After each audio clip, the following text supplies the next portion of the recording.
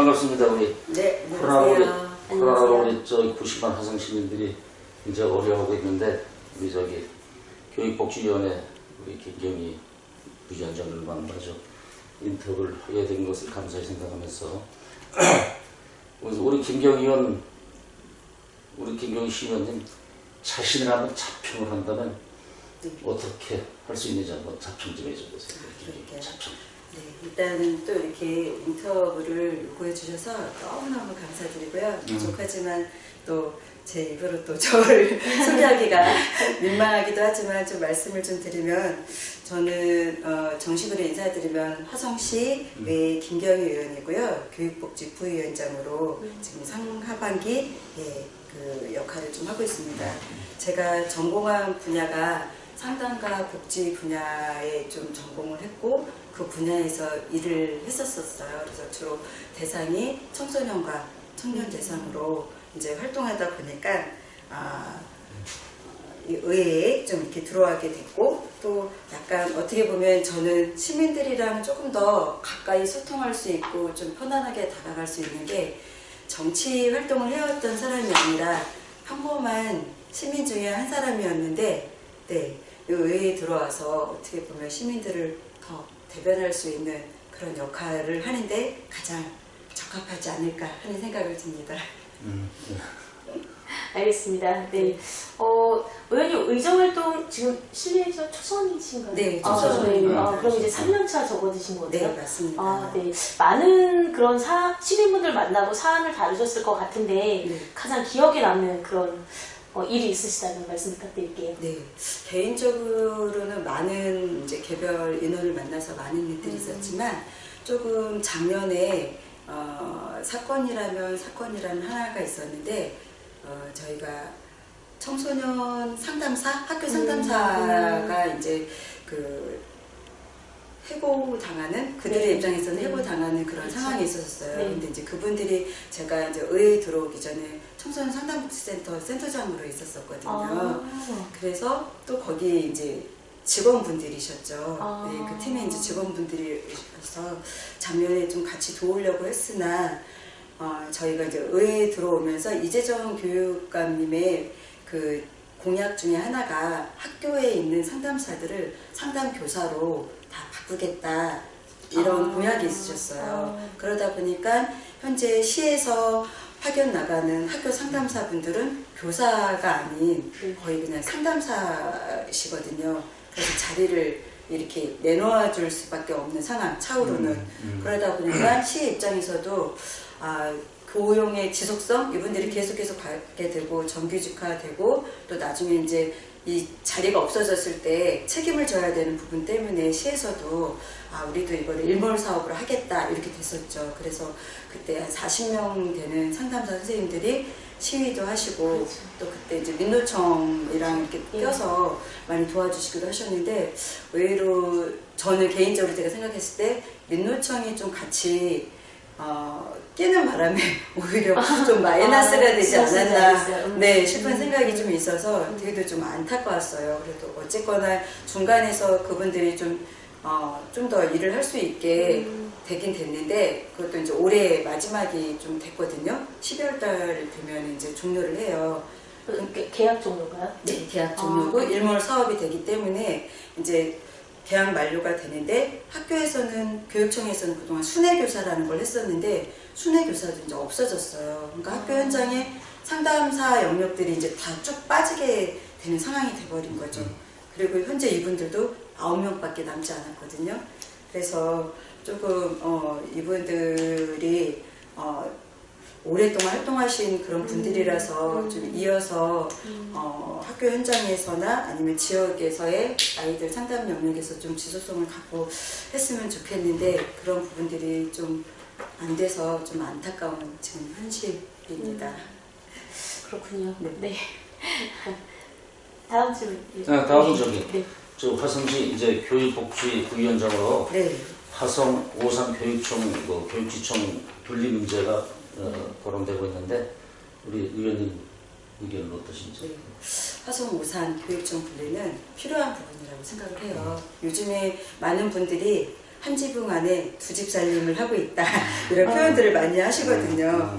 그래서 오산과 화성은 뭐 예전에는 같이 하나였지만 지금은 어떤 도시 여건이나 도시 환경이 많이 변제가 되어 있기 때문에 그 반드시 그 특성이 다르기 때문에 분리되어야 된다고 생각을 하고요.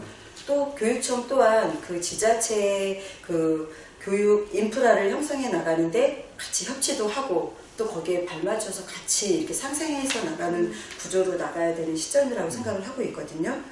그리고 또 무엇보다도 지방 자치 분권이라는 그런 부분을 봤을 때 교육도 지방교육 자치 강화가 좀 필요하고 또 주민의 그런 편의 증진 가까운 데서 좀 잘 좀 교육청을 이용할 수 있는 그런 것들도 포괄적으로 봤을 때 교육청의 분리는 좀 반드시 필요하다고 생각을 하고요. 특히 이제 저희가 세솔동이나 그 다음에 동탄 같은 경우 신도시 개발로 인해서 인구가 지속적으로 증가하고 있고요. 유일하게 청소년 인구가 증가하는 쪽이 저희 화성의 동탄이에요. 그래요? 네. 그러다 보니까 학교가 신설학교가 계속 생기는 거예요. 그 맞다. 네. 네. 그래서 신도시 개발로 인구가 계속 지속되고 있기 때문에 여기에서의 이제 분리는 필요하고 이것 때문에 작년인가 재작년부터 이제 교육청에서도 연구조사를 했던 것 같아요. 실태조사를 하고 용역을 했는데 거기 결과에서도 이게 지금 학생 수가 급격히 증가하는 그 화성 같은 경우에는 교육청의 분리가 필요하다라는 타당성 조사도 나왔다고 하더라고요. 그래서 행정 수요에 맞는 그런 분리가 타당하다고 생각을 합니다. 근데 듣기로는 교육부에서 그거를 맞아요. 코트하고 있다고. 네, 이게 이제 뭐 지자체가만 해도 그거를 승인하는 거는 교육부이기 때문에 하는데 이런 용역이나 그리고 교육부에서도 이 제안들을 이렇게 많이들 그동안 해서 화성이 진짜 뭐 청소년 인구가 늘어나는 거와 학교 수가 진짜 많이 늘어나고 있거든요. 그거를 이렇게 비준해서 본다면 좀 필요한 부분도 있겠구나 그런 생각들을 좀 고민 중에 있고 좀 추진 계획도 있는 거로 이렇게 전해 들었습니다. 알겠습니다. 화성시 그 가장 큰 교육 현안은 무엇이라고 보시는지 궁금합니다. 저는 이제 어떻게 보면 대상별로 교육에 대한 부분을 가장 중요한 부분 중에 가장 우선인데 특히 이제 청소년이나 청년 관련해서는 교육에 대한 부분이 그들에게 이렇게 좀 포커스가 맞춰져 있다고 생각을 해요. 네, 우리 시 같은 경우엔 청소년에 대한 부분들이 정책이나 그런 부분들이 되게도 약소했었어요. 근데 제가 의회에 들어와서 청소년에 대한 부분은 그 전에도 어떤 정책이나 예산 부분에서 관심을 가져오신 의원분들이 없으셨어요. 왜냐하면 그 당시만 해도 청소년은 흔히 얘기하는 우리가 표가 있는 그런 것도 아니었고 또 아무래도 청소년 분야를 알게 되면은 여기에 대한 정책이라든지 복지나 교육 쪽에서 조금 알고 있어야지만 주장할 수 있는 부분들이 있는데 그 분야의 분들이 없으셨기 때문에 청소년 분야에는 진짜 10년 동안 거의 정체된 상태였다고 볼 수 있거든요. 그래서 제가 의회에 들어와서 저는 거의 청소년 쪽 관련해서만 지금 조례 관련해서 제일 많이 좀 이렇게 발의를 했어요. 그만큼 그 전에 아무도 손을 안 댔다는 거죠. 결론을 말씀드리자면. 그래서 교육은 청소년과 특히 이제 요즘에 후기 청소년, 저희가 24세까지가 청소년에 해당이 되거든요. 24세가요? 네. 24세 청소년이네요. 네, 그래서 후기 청소년은 20살에서 만으로 하지 않고 그냥 우리 한국 나이로 한다면 20살에서 25살까지가 후기 청소년에 속해요. 법적으로 청소년 기본법에. 네, 그러다 보니까 이 교육에 있는 현안에 있어서도 청소년과 청년, 어떻게 보면 중복되는 청년의 교육이 확장돼야 되는데 그러기 위해서는 현재 지금 청년팀 그리고 청소년 팀으로 되어 있는 거를 청소년, 청년, 과로 좀 직제를 혼자하면서 조금 더 이들에게 교육적인 부분과 복지 부분을 같이 들어가야 된다고 생각을 해요. 그리고 가장 그 교육 현안을 좀 살펴보자면은 청소년들에게 있어서는 우리가 현재 이제 그 4차 혁명 시대 해갖고 많이 이제 뭐 사업들이나 교육들이 많이 있지만 그걸 뒷받침하는 교육 인프라는 여전히 되게 부족하거든요. 그래서 그런 교육 인프라가 좀 이제 마련이 돼야 된다고 생각을 하고요. 요즘에 아이들이 정서적인 문제로 인해서 부적응적인 청소년들도 되게 많이 있고, 맞아. 그리고 청소년, 아까 후기 청소년이 아르바이트를 많이 하게 돼요. 맞아요. 그래서 근로에 대한 노동인권 보호에 대한 것도 되게 시급하다고 생각을 하고 있어요. 그리고 특히 후기 청소년들, 이게 이제 청소년 19세까지는 시 안에서나 제도권 안에서 어떤 혜택이나 그런 것들이 많이 있지만 후기 청소년으로 넘어가면 여기가 약간 사각지대예요. 대학생이 되고 성인이 됐다라는 그 기준 때문에 여기 이 대상으로 어떤 복지라든지 그런 뭐 교육이라든지 이런 것들이 딱 빠지는 시기거든요. 그러다 보니까 이 시기에 이 청년들이 약간 그 소외되고 그런 것들이 있거든요. 그리고 또 청년 하면은 다 일자리만 생각하다 보니까 일자리 사업만 있지 이들을 위한 어떤 교육 복지에 대해서는 그동안 번외로 아무도 생각을 좀 하지 못하고 있어서, 근데 결국은 이들이 성인 세대로 간 징검다리의 역할을 하고 있기 때문에 이들에 대한 교육들이 좀 가서 정책적인 확대라든지 그 다음에 뭐 그 지원의 확대라든지 이런 것들이 좀 필요한 부분이라고 생각합니다. 그리고 맞아요. 가장 중요한 거는 다문화 아동 청소년이거든요. 저희가 다문화 인구가 화성시가 되게 많아요. 그런데 워낙 많다 보니까 이들 안에서의 그 중도 있고 청소년 자녀들이 되게 많아서 이들이 언어가 되지 않게 학교에 들어가고 공부를 하다 보니까 학업 능력이 떨어져서 결국 학교 부적응이 되고 학업을 중단하는 사례들이 많이 이렇게 있게 되거든요. 그래서 이건 화성시가 아닌 교육청에서 학교 현장에서의 이들을 따로 언어 교육이나 학습에 대한 그런 기초 능력이나 별도로 반 형성을 해서 이들이 어느 정도 일반 학생들이랑 적응하고 학업 수준을 좀 기준을 맞출 수 있는 수준이 될 수 있도록 별도의 반에서 운영되고 그 단계가 되면은 1, 2, 3 이렇게 돼갖고 교실 현장에 들어갈 수 있게 해야 되는데 저희 지금 현안은 바로 들어가는 거예요. 그러니까 아이들이 진짜 가서 아무 말도 못하고 이해도 안 되니까 그냥 앉아있다가 오는 형식이 돼서 그런 점이 문제고, 그러면 지금이라도 이 아이들, 지금 문제가 되고 있는 이 아이들을 빨리 대안을 할 수 있는 대안학교 형식으로 해서 부적응 아이들을 교육시키고, 아니면은 학교에 입학하기 전까지 이 아이들을 대안교육 현장에서 해서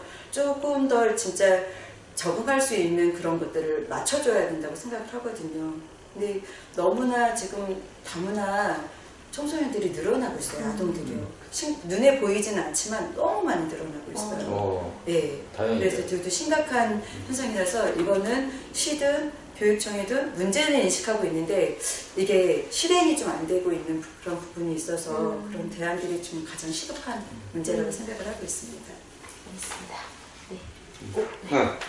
우리 김경희 의원께서 전에 무량기 아동 가족 상담센터장을 하셨죠? 네네. 화성에도 조선 있죠. 조선 네네. 가정이나 결손 가정들이 많이 있을 텐데 시 차원에서 어떤 지원 대책 같은 게 있습니다. 사실 이제 조선가족이 많이 늘었는데 시 차원에서의 조선가족에 대한 지원은 되게 미비해요. 저희가 예전에는 조선가족 하면은 결손가족인 아이들의 이제 대상으로 조선가족이 이렇게 키우는 형식이 됐지만 요즘엔 조선가족의 형태가 많이 바뀌었어요. 어떻게 바뀌었냐면은 좀 전에 말씀드린 다문화 가족이 형성이 되면서 이혼율이 또 되게 많아지는 게 이 현실이에요. 이혼을 하거나 재혼을 하거나 사별을 하거나 하면서 그 안에서의 현상들이 나오면서 조부모들이 아이들을 케어할 수밖에 없는 그런 조선가족들이 많이 늘어났고요. 거기에 이제 결손가족도 들어가 있고, 두 번째 다른 행토는 맞벌이 부부가 이제 많아지면서 손주, 손녀를 돌보는 그런 조부모들이 많아진 조선가정이 많아진 거죠. 그래서 이제 두 가지의 트랙이 생기게 되는 거예요. 근데 우리가 솔직히 이제 어떤 어린이집이나 그렇게 가정 어린이집이나 이렇게 맡기는 것보다 가정에서 아이들을 양육하는 게 가장 좋은 거거든요.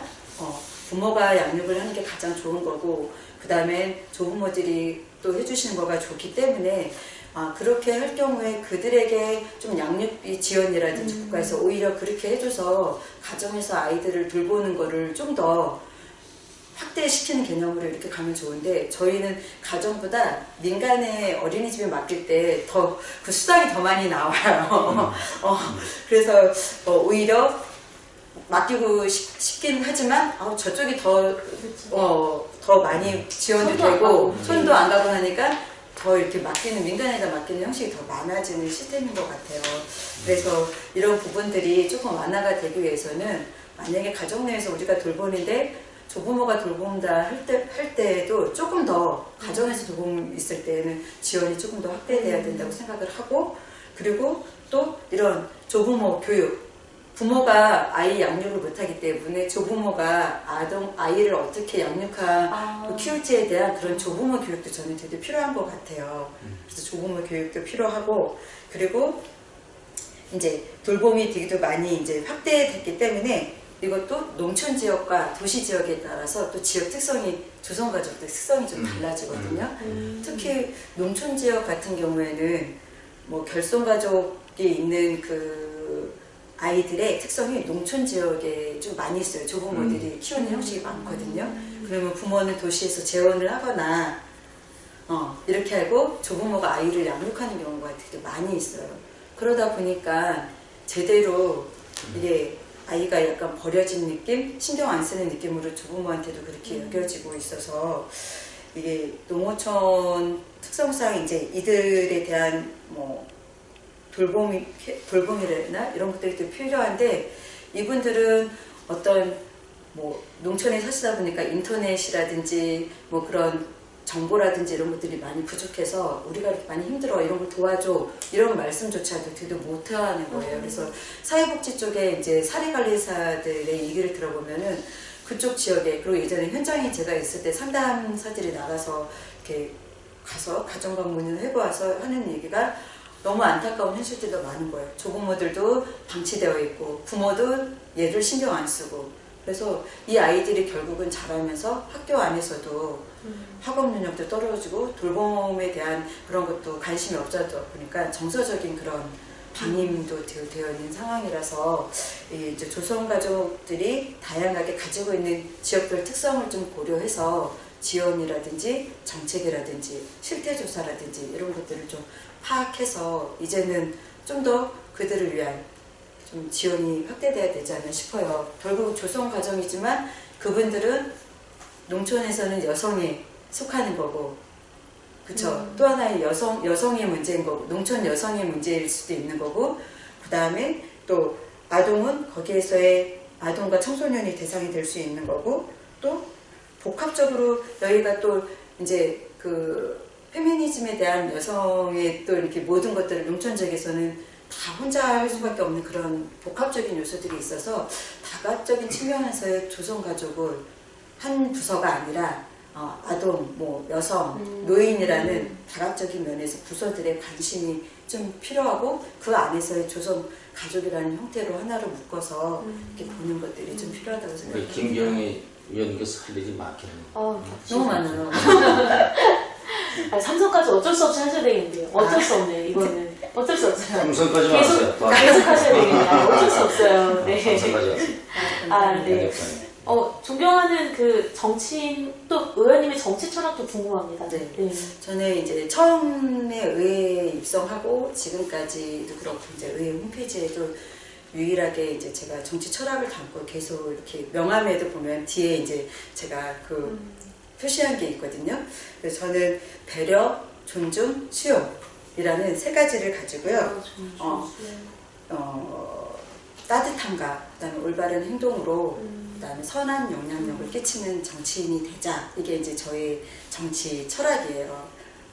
그 부분은 저는 모르겠어요. 제가 정치인이 아니었고 지금 와서 이제 정치인이 됐기 때문에 그 전에 제가 갖고 있는 그 인성과 그런 것들이 배려하고 겸손함을 갖자라는 게 이제 인생을 살아오는 어떻게 보면 철학이거든요. 그래서 그거를 유지하면서 정치인으로서의 시민들을 대하고 제가 이제 누구를 대할 때 겸손하게 상대를 배려하고 존중하고 그리고 얘기하시는 거에 수용하는 그런 거를 가지고 가자라는 이제 그 정치 철학을 좀 가지고 있어요. 그러다 보니까 결국은 그것들이 북유럽에서는 정치인이나 정치나 시민이 이렇게 생활정치라는 것들을 많이 이렇게 사용을 하거든요. 그래서 정치인이 가장 먼 게 있는 게 아니라 가까이 나랑 그냥 한 지역에서 같이 살고 있는 사람인데 조금 더 우리 지역이나 내가 갖고 있는 그거를 이 사람을 통해서 해결하는 사람이야. 나랑 밀접하게 생활하고 있는 사람 중에 하나라고 생각하는 생활 정치인이라는 그거에 좀 모토를 좀 두고 가깝게 이렇게 좀 되고 있습니다. 그래서 제가 뭐 가장 우리 시작은 되게도 제가 이제 서툴 정치인이 아니었기 때문에 시작은 되게도 작고 정치인으로서는 부족한 게 되게 많지만 좀 끝에는 이렇게 푸른 나무들처럼 좀 세상을 이롭게 하는 그런 사람으로 이렇게 바꾸고 싶습니다. 좋네요. 그러면 특별히 뭐 정치인 두 분을 좋아한다는데 네. 특별한 이유가 있어요? 네, 저는 이제 두 분, 제가 정치인이 아니었기 때문에 정치인이 딱 되고 나서 두 분은 이현욱 의원님하고 송옥주 국회의원님이신데요. 이현욱 국회의원님은 제가 2014년도 뭐 그때 이제 지역에 이제 국회의원이었으니까 그 정도로 좀 알고 있었고 사실 2014년도에 그때도 비례대표로 제안을 좀 받았었어요. 근데 뭐 제가 정치적인 관심이 없었기 때문에 네 그때도 저는 안 하겠습니다 이렇게 했었고요. 그리고 이제 2018년도에 그러니까 제가 이제 지역 활동이라든지 이제 YMCA에서 좀 일을 했었거든요. 그러니까 그런 것들이 이현욱 의원님이 저를 잘하시는 게 아니라 지역 분들이 이현욱 의원님한테 이런 사람이 있는데 되게 괜찮은 것 같다라고 소개를 해주셔서 이제 이렇게 제안을 해주셨었고 2018년도에도 그때도 그렇게 얘기를 해주셨는데 제가 지역 안에서 알았던 그러니까 시민으로서 알았던 이현욱 의원님과 정치인이 돼서 또 이제 같이 활동하면서 이현욱 의원님이 너무나 똑같으신 거예요. 근데 한간에 이제 많은 분들이 시민과 정치인이 됐을 때 지역위원장은 다른 거다 막 이런 얘기들 많이 하셨는데 너무나 똑같으신 거예요. 그분도 이렇게 상대를 되게 존중하시고 배려하시는 게 되게도 강하신 분이시거든요. 근데 이제 이현욱 의원은 지역구 의원이 아니잖아요. 일단 송옥주 의원 잘 알죠. 네네 그러셨고 두 번째는 송옥주 그러니까 송옥주 의원님은 제가 이제 지역구 이쪽으로 이제 하면서 알게 됐는데 송옥주 의원님은 되게도 소박하세요.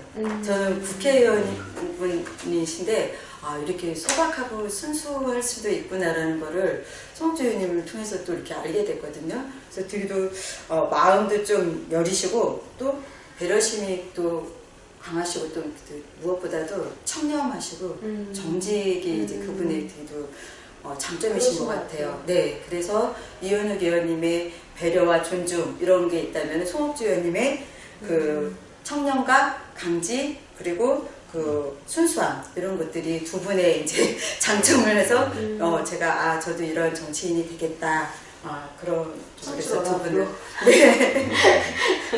존경을 하고 있습니다. 네. 마지막으로 이제 마무리를 할 건데요. 이제 더 전하시고 싶으신 말씀 또 향후 계획 부탁드릴게요.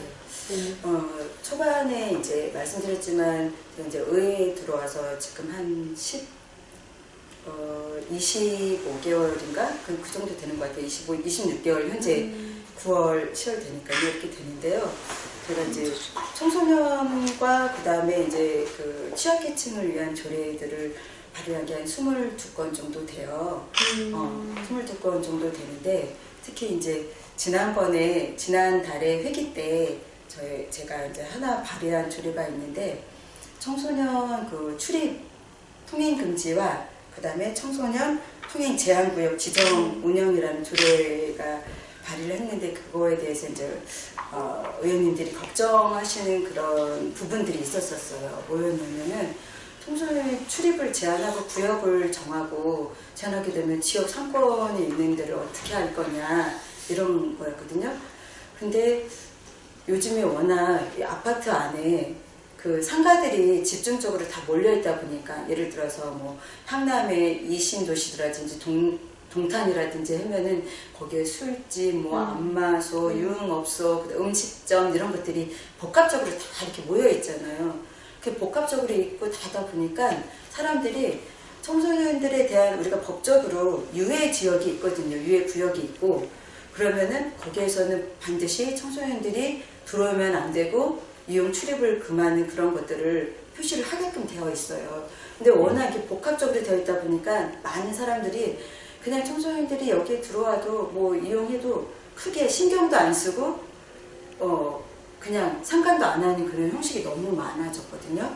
그래서 이것들을 이제 저희가 민간 단체들이 있어요. 뭐 민기대도 있고 그 다음에 그 어머니 폴리스도 있고 뭐 우동바도 있고 우동바는 뭐예요? 우리 동네를 지키는 아빠들 우리 동네를 지키는 뭐 어머니 애도 있고 그래갖고 경찰 이제 동탄 경찰서, 서부 경찰서랑 같이 한번 모여서 우리가 청소년 보호 구역을 한번 로드맵을 만들어 보자 이런 얘기를 해서 이제 간담회를 준비 중에 있거든요.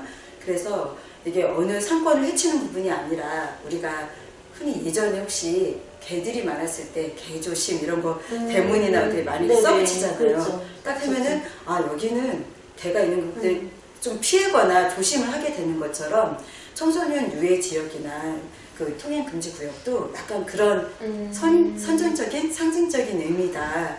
이쪽이 예를 들어서 어떤 유흥업소나 무인텔 같은 곳에 이런 것들을 딱 했을 때 여기는 청소년들이 법적으로도 그렇지만 많은 사람들이 봤을 때 여기는 청소년들이 금지하는 지역이고 여기는 출입을 통제하는 구역이라는 걸 알게 되면 청소년뿐만 아니라 여성들도 그 지역을 조금 이렇게 지나서 이렇게 갈 수도 있는 거잖아요. 그래서 그런 쪽에 한번 보호구역을 한번 만들어 보려고 해요. 로드맵을 좀 강하게 어필할 수 있는. 네. 근데 이제 그거에 대해서 일부에서는 그거를 만약에 딱 했을 때 그 상권이 죽는 거 아니냐 이렇게도 해서 이제 사실 이제 반대하시는 분들이 계셨는데 그런 부분들을 좀 이렇게 완화시키면서 조금 뭐 그 우리 저녁에 쓰는 로보젝트 같은 거 있거든요. 밤에 이렇게 그 불빛 이렇게 나오게 해서 바닥에다 쏘는 그 로보젝트 그런 형식으로 해서 뭐 여기는 청소년들을 보호하는 구역입니다. 그러니까 통행금지 구역이라는 그 단어의 어감을 조금 바꿔서 여기는 청소년들이 출입을 뭐 이렇게 통제합니다라든지 뭐 이렇게 하는 걸로 순화를 시키면서 그러면서 보호구역 로드맵을 만들어서 일단 야간에 특히 아이들이 이렇게 많이 이렇게 있으니까 조금 더 이렇게 보호를 강하게 되겠다라는 생각을 하고 두 번째는 요즘에는 아이들이 그 온라인상으로 성범죄가 되게 많이 있잖아요. 우리가 그런데 그런 부분들을 많이 잡지를 못해요. 그래서 지금 보호를 하고 있는 청소년 보호구역을 하고 있고 보호단체들과 함께 그런 인터넷에 대해서 이런 성범죄 매체 환경을 좀 조성할 생각도 갖고 있고요.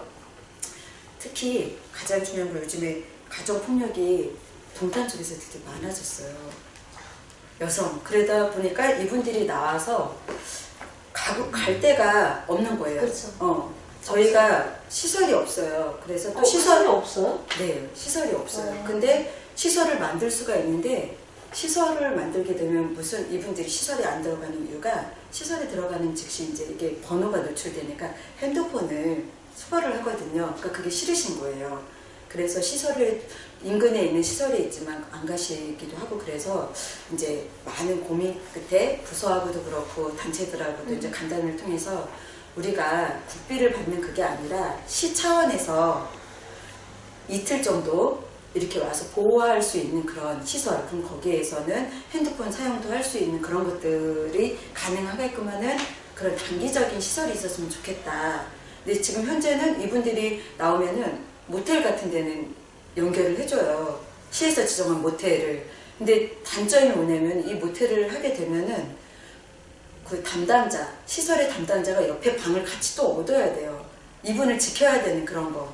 근데 따로따로 있는 상태에서 지키기는 되게 어렵고 모텔에 있어서도 또 핸드폰이 노출되는 거잖아요. 그러면은 이게 결국은 보호 개념이 아니라서 약간 시 차원에서 또 오랫동안 있으신 분들은 장기적인 보호 시설로 보내면 되는 거고 단기적으로 나오신 분들이 되게 많대요. 그래서 그분들을 위해서 단기 그런 보호 시설이 좀 시급한 것 같아요. 엄청나게 지금 해마다 몇백 명씩이 너무 많은데 이게 약간 방치되고 있는 상황이에요. 그럼 돈이 있으신 분은 뭐 각자가 모텔 가고 찜질방을 가고 하지만 또 그 생활 능력이 없으신 분은 다시 집으로 가시는 거예요. 그 폭력이 있는 상황으로. 하면 또 빈손으로 나오잖아. 맞아요. 네, 그래서 그런 것들을 좀 보완하는 차원에서 그런 쪽에 좀 주안을 두고 내년에는 그 부분을 좀 추진하려고 계획하고 있습니다. 그러니까 의원님께서는 주로 이제 여성과 청소년 교육 이런 데 중점을 두고 복지, 복지, 네. 그들의 복지를 말씀하시는 거죠. 네, 그들의 복지와 지금 현재 이제 뭐 노인이라든지 뭐 취약계층에 있는 복지 쪽을 좀 많이 겨냥을 하고 있습니다. 네, 뭐 화성시민께 뭐 마지막으로 한 말씀 하고 마무리할까요? 그러죠. 네, 흑성 시민 여러분 안녕하세요. 저 시의원 김병인데요. 항상 낮은 자세로 또 취약계층 그리고 어려운 약자의 편에 서서 항상 일을 하려고 노력을 하고 있습니다. 그래서 어떤 강하게 어필을 하거나 또 어떤 저를 부각시키는 면에 있어서 그런 부분을 잘 못해서 모르시는 분들도 많지만 항상 뭐 보이지 않는 곳에서 어려운 분들을 위해서 항상 고민하고 또 어려운 계층을 위해서 노력하는 그런 시의원 중에 한 사람입니다. 부족하지만 항상 좋게 봐주시고 또 응원해 주시면 여러분들의 힘으로 인해서 더 소외받은 사람들을 위해서 열심히 활동하고 노력하고 또한 그들에게 힘이 되어주는 그런 시의원이 되도록 하겠습니다. 또 어려우신 분들이 아니라 시민들을 위한 모든 일들에도 앞장서서 협력하는 그런 시의원이 되도록 하겠습니다. 감사합니다. 박수 한번 쳐줘. 감사합니다. 감사합니다. 네, 여기까지 하고 마무리하도록 할까요? 네, 예, 감사합니다. 대표님들 시간 내주셔서 감사합니다. 아니야. 감사합니다. 또 네, 너무 뵐게요. 감사합니다. 저 잠깐만 사진 네. 좀 찍게.